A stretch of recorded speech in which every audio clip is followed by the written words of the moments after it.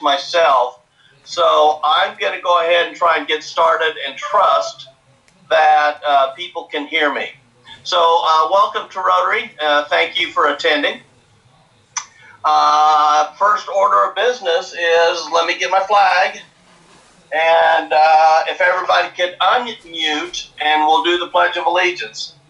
I pledge allegiance to the flag of the United States of America, to the republic for which it stands, one nation under God, indivisible, with liberty and justice for all. Thank you. And if we can mute now, and I still wish I could see the full screen. I don't know why I can't. So I'm trying to figure out. Do we have any guests? And if we do, please chime in. I have a guest. Okay, please go ahead, Joni. I have a dear friend, Marge Welpley, who is also a neighbor of John Creedy's and mine. Okay, great. Welcome. Glad to have you here. Hi, Norma. Well, I got Joni's technological abilities, apparently. I cannot figure out what I'm doing wrong here, so I'll just stumble through. Let me go through a couple of announcements.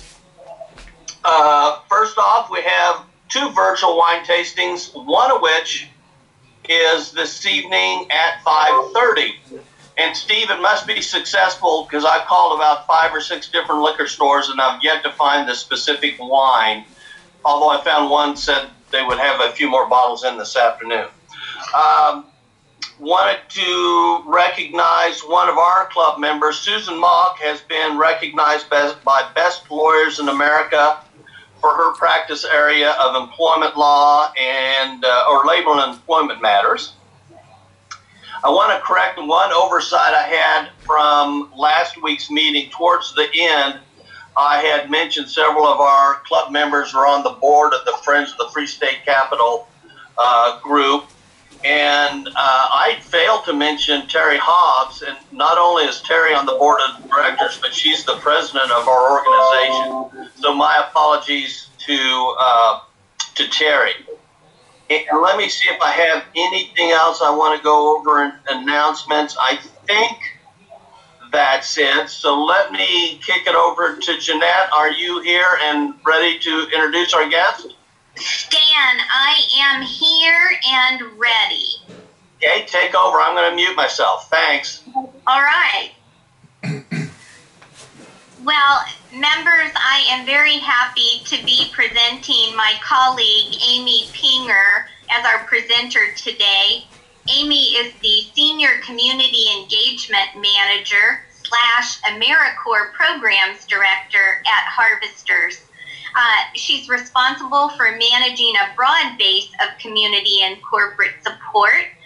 She leads a team of community engagement staff at the Kansas Distribution Center in Topeka, meeting annual goals for volunteer engagement, food and fun drives, and community outreach. Additionally, she serves as Harvesters AmeriCorps Program Director and is responsible for providing leadership and management of the Harvesters AmeriCorps state programs in both Kansas and Missouri. So welcome, Amy. Thank you, Jeanette. Can everybody hear me? No. Got a couple of those things. Okay. All right. Well, my name is Amy Pinger. As Jeanette said, and I'm thrilled to be here with you today and talk about Harvesters and sort of how we've navigated through the pandemic and some things that have changed. So Harvesters is this region's Feeding America food bank. So we serve 16 counties in Northeast Kansas and 10 counties in Northwest Missouri. We are a food bank. So what we do is we acquire, we store, and we distribute food out to our network of partners. We have 760 partners throughout the 26 counties that we're serving. And these partners, variety. Some of them are shelters, some of them are pantries, some of them are kitchens, but they're all working to get food directly to folks in need. Whereas the food bank, we're able to secure the food and then send the food out to support the partners in those areas. We provide an essential service, so we have been open throughout the entire COVID-19 pandemic, and we've seen a pretty dramatic increase in need throughout that time. So one of the things that we have been doing is really to look at what the current needs are in our community.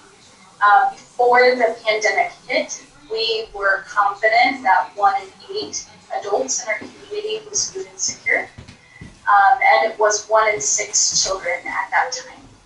And since the changes with the pandemic have occurred, we work with Feeding America to track the need, and that way we can really focus our efforts where they're needed most. And those reports have shown that the food insecurity in our communities that we serve is going to grow by over 100,000 individuals throughout this time. And it's expected that the number in Shawnee County of food insecure could top 17% of the population for adults and 27% of the population in Shawnee County for children.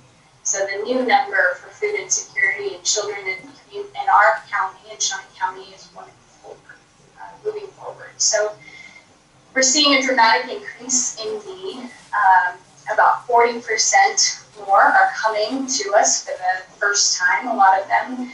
I have the opportunity within my position to be out at our local distributions.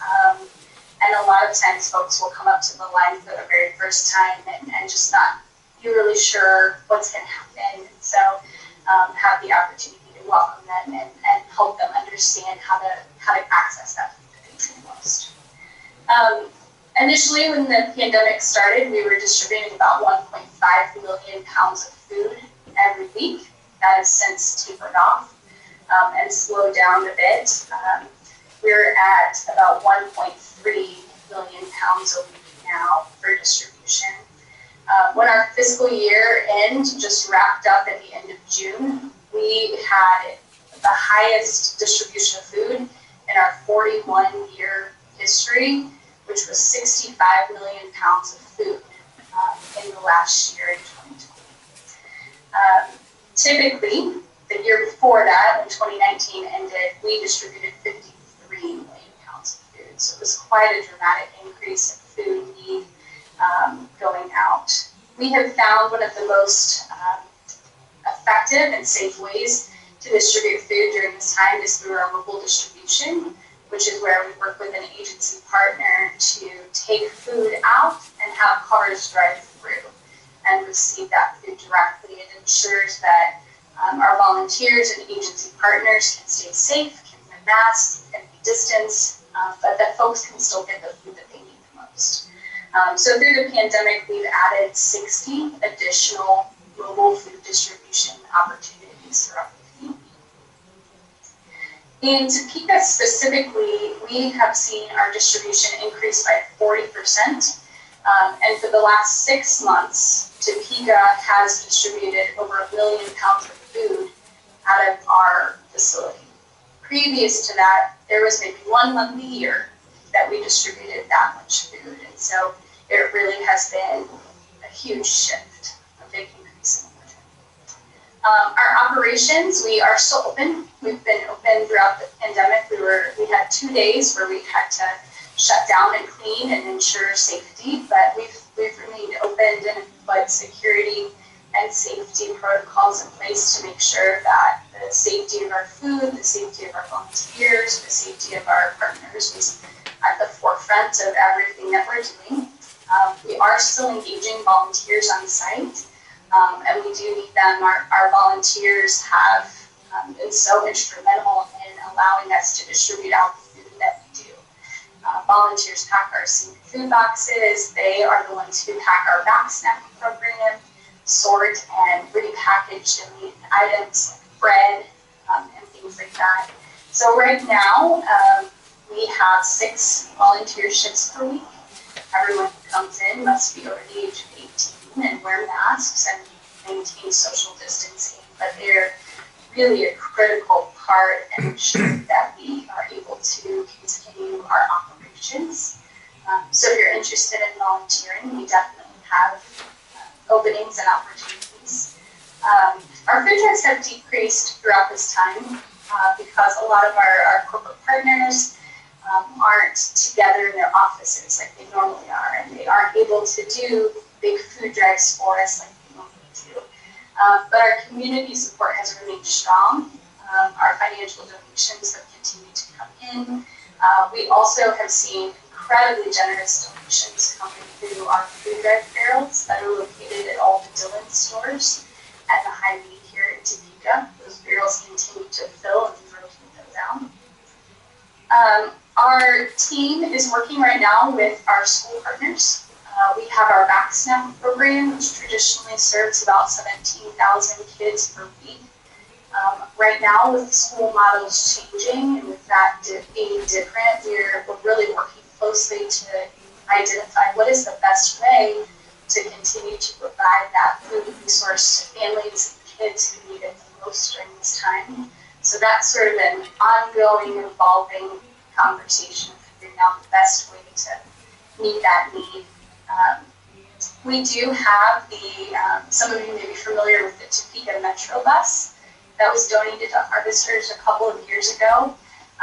We have retrofitted that bus, and it is now a senior mobile produce bus. So we walk inside of it, there's shelves that we fill with produce, and then we take that out into the community to provide food to senior centers. Right now, that bus is still going out, and it is going to 13 different sites every single month. So it is a very active bus going out on Fridays and Tuesday. We've distributed on that bus over 100,000 pounds of fresh produce in the last year. So even though it may be a smaller, different distribution model than we're used to, it has been really beneficial for us. One of the things that people always ask us is, how can we help? How can we get involved?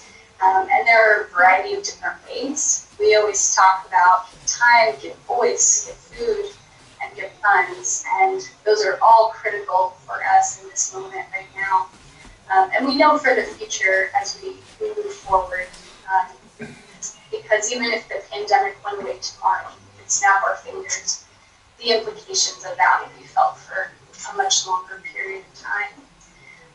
We, as I mentioned earlier, have barrels at the Dillon's and Hy-Vee stores, so folks can drop in an extra can or two when they go and are doing their grocery shopping.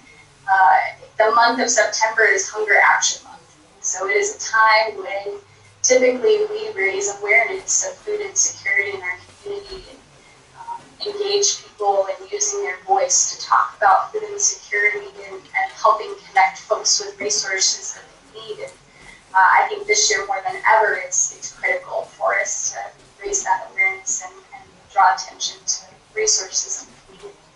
We know we can't do it alone. We have an amazing network of partners. And so in September, we host a food drive called Our Community Can. And we ask our volunteers and supporters to adopt their neighborhood. Typically, this looks like taking bags out and asking your neighbors to donate, but since that's discouraged right now, we're doing a virtual food drive. So people are virtually adopting their neighborhoods or adopting their groups or adopting their church or faith communities and doing the donations that way. So you'll see some information coming out about Our Community Can and ways to get involved that way. We also have some events that will be coming up. We're doing a town hall with our CEO and our board of directors president. So if you are interested in that, Jeanette and I can share that information out, as well as the For Good event and opportunities around that, how to stream and share that. One of the things that we typically like to talk about during this time as well is the holidays are coming quickly, more quickly than most of us, I think, are ready for maybe, but we do a program called Holiday Boxes for families. And so this is a box of food that has all of the sides that come with the holiday meal, because if you've ever prepared a holiday meal, you know that those sides can add up much more quickly than you're maybe expecting. But it provides those comfort items and that whole meal that a lot of times our folks are missing. So we are asking the community during the month of October to help us pack holiday boxes for families. This year we know that they're going to be more than they've ever been before. And the number that we are going to have that we know are going to be packed is less because, again, we have a lot of partners who aren't able to do it as they traditionally have in the past. So if you are interested in that, that will also be something that I will share out. Jeanette can be forwarded out to the entire group as ways to pack those. And it's fun. Sometimes we have families that will pack them with their kid and put one together and send it in. Other times we have groups that all come together and do a packing opportunity. So that's definitely something that we are looking forward to and eating for this upcoming season. So I've talked for quite a few minutes. So I did want to give time if there are questions. And I will open up the chat box too so I can see if there's anything that's coming in. Does anybody have questions for Amy? I was looking at the chat box. Okay.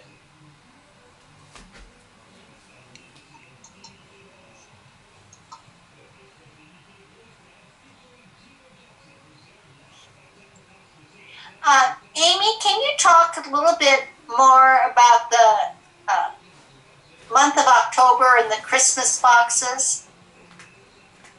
Yeah, absolutely. So the holiday boxes are really important for us. We do a holiday meat program where our acquisitions team works to get turkeys and chickens and hens and provide those out to families through our agency network. And one of the things that the agency network has said is, these are great, but what about everything else? Because we know there's quite an expense to that. And so that's been a food drive opportunity that we've had for a couple of years. And so what goes in the box are those sides. So a couple cans of green beans, corn, I think there's some cornbread that goes in there, the mashed potatoes. So really we call it like a holiday fixins box because it helps to provide the rest of that meal so that that family can take that home and enjoy it. One of the things that we talk about a lot with food insecurity is, you know, how critical food is to us as a community, because food, you know, sitting around the table as family is how people come together and how people celebrate. It's so crucial to who we are as humans. And so being able to provide that side to go with that holiday meal has been something that's really been received very positively by folks coming through, looking for that extra support, as well as our agency partners. If you have young children or grandchildren, we have a holiday, it's called Harvey's Holiday Box Hunt. So it's actually a series of activities that kids can complete. And with each one, it has like, this is why we put mashed potatoes in the box. And so it's kind of a fun game where families can all be engaged together and then provide the box at the end. We have had partners, though, who have in the past purchased them and then did packing engagements where everybody gets to stick something in the box. With our social distancing protocols right now, those are a little bit harder to do, but those items are really beneficial for those that we serve. Amy, I know that a couple of months ago there was a situation where there was almost too much food to get out because with everything being shut down, there wasn't as much catering. There weren't, the hospitality industry wasn't, producing the meals that they would produce, and so a lot of things are being backed up. I know the government put together boxes, and as long as those boxes couldn't be split up into other boxes, and I think you all, had a part in distributing some of those. has that kind of worked through the pipeline, or are things a little bit back to normal? I assume you guys don't have, you're not lacking in food to give out, and I know that the need is increased, but do you still have, I assume you're not having supply issues. Is that the case? That is a great question. Yes, at the very beginning of this pandemic, there were major supply challenges. And our acquisitions team, they're the ones that work with local vendors and national vendors and the Feeding America Network to get food in. And for a while, we had, up to 25 orders of food that we weren't sure when they were going to come in. And it got a little bit, fearful at one point. But those have generally worked themselves out. And so we are able to secure that food in a timely manner at this point. With the boxes that you referred to, that CFAP box, we do get those. And many of our agency partners here in Shawnee County specifically also get those boxes as well. And so I would say Shawnee County is almost oversaturated with those boxes. But with our network and our ability to take them out to some of our smaller rural agencies that we work with that are right around Shawnee County, those boxes have been critical to get out to those families and really provide that additional produce, those additional resources out. So that's one of the really nice things about the network is, when Shawnee County is saturated with those boxes, we can look just up to Jefferson County and Jackson County and really move that food where it's needed the most. I think that's our biggest role within the food industry here, is moving those products and being able to work across that network.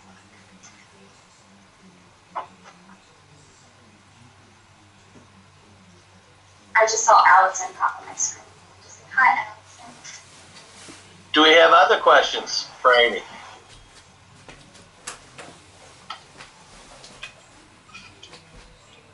I'm concluding that we have all of the questions. I still can't get a gallery view, so I'm struggling a little bit. I logged in differently than I normally do, and I don't know if that has something to do with it. In any event, Amy, thank you for your presentation, and thank you for what you do for our community. The need is obviously there. It's as greater than ever. So for our members, if there's some way you can help harvesters, it would be greatly appreciated. Two things came to mind that I could have announced or should have announced earlier. Next Tuesday at 4 o'clock, we do have a board meeting coming up, and I did send out this morning a reminder with some documentation that will relate to that meeting. So board members, please take a look at that between now and next Tuesday.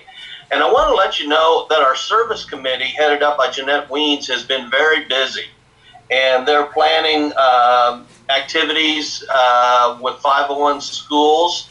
And actually 3 weeks from today, on the 24th, the service committee will be presenting to give you an update on what they have planned going forward.